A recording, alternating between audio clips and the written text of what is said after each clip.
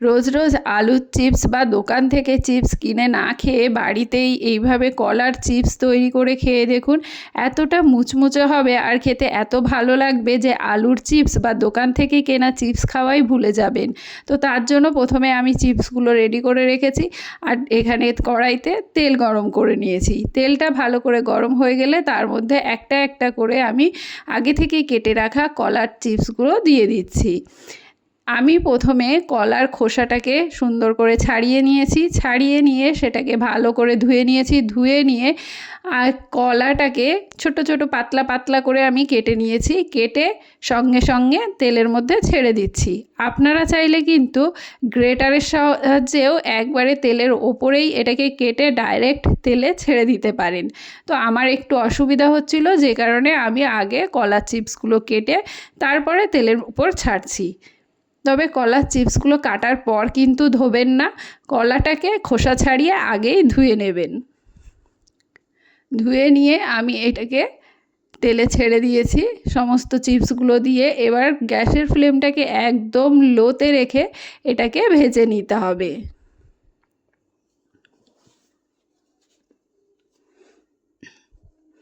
তো এই দেখুন বন্ধুরা, এইভাবে এটাকে একদম লোতে রেখে ভাজতে হবে, তাহলে চিপসগুলো কিন্তু একদম সাদা সাদা সুন্দর তৈরি হবে আর একদম মুচমুচে হবে।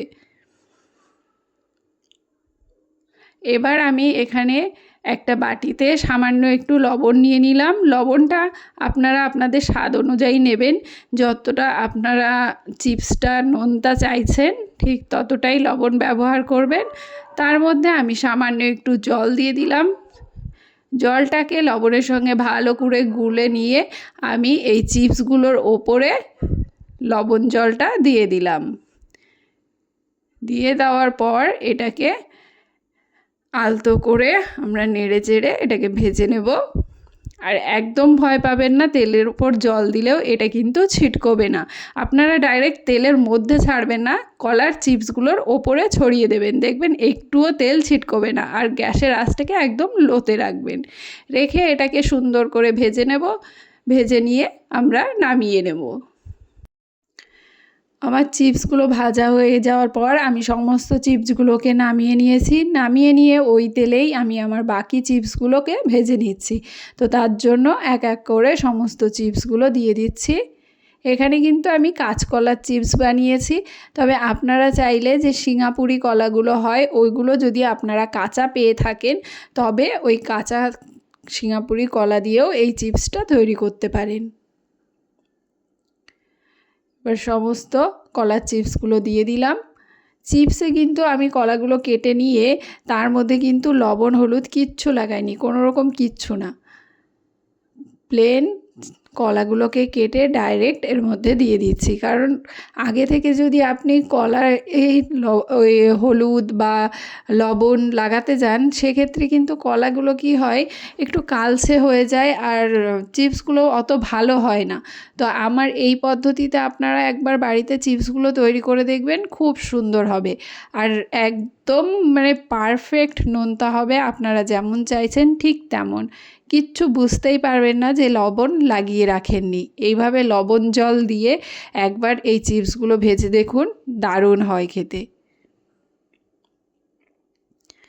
তো দেখুন এইভাবে আমি এই চিপসগুলোকেও একই পদ্ধতিতে ভেজে নিচ্ছি।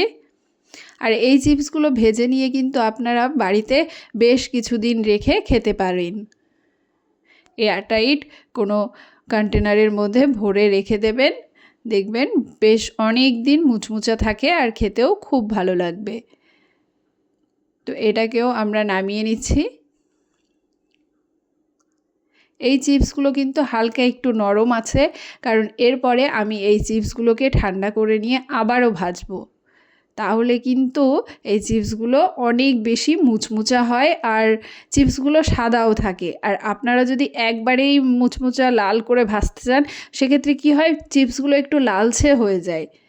তো আপনারা চাইলে একটু বেশি টাইম দিয়ে একবারেই ভেজে নিতে পারেন, কিন্তু সেক্ষেত্রে চিপসটা হালকা একটু লাল হয়ে যায় বলে আমি এভাবে নামিয়ে রেখে একটু ঠান্ডা করে তারপরে আবারও একটু ভেজে নিই, তাহলে কি হয়, চিপসগুলো খুব সুন্দর সাদা থাকে আর খেতেও খুব বেশি মুচমুচা হয়। তো একবার এই পদ্ধতিতে বাড়িতে তৈরি করে দেখুন, খুব ভালো হয় চিপসগুলো। আর বাড়িতে আপনারা তৈরি করে রেখে দিতে পারেন, বাচ্চারা যখন চাইবে তখনই আপনারা এই চিপসগুলো দিতে পারেন। তো এটা বাইরের চিপস খাওয়ার থেকে এই চিপসগুলো খাওয়া কিন্তু অনেক হেলদি। তো বাইরে থেকে চিপস না কিনে দিয়ে বাড়িতেই এইভাবে চিপস তৈরি করে রেখে দিন আর বাচ্চাদের দিন, আর নিজেরাও খান, খুব ভালো লাগবে খেতে। তো দেখুন 1-2 মিনিটের মতো আমি চিপসগুলোকে ভেজে নিয়ে নামিয়ে নিলাম। নামিয়ে নিয়ে এইভাবে আমরা বাচ্চাদের দিতে পারি, আবার নিজেরা চাইলে একটুখানি এতে চাট মশলা ছড়িয়েও আমরা খেতে পারি, খেতে খুব ভালো লাগবে। তো আজকের রেসিপি কেমন লাগলো কমেন্ট করে জানাতে ভুলবেন না। ভালো লাগলে লাইক শেয়ার করে চ্যানেলটিকে সাবস্ক্রাইব করে দেবেন। দেখা হবে আরেকটি নতুন রেসিপির সঙ্গে, ততক্ষণের জন্য টাটা।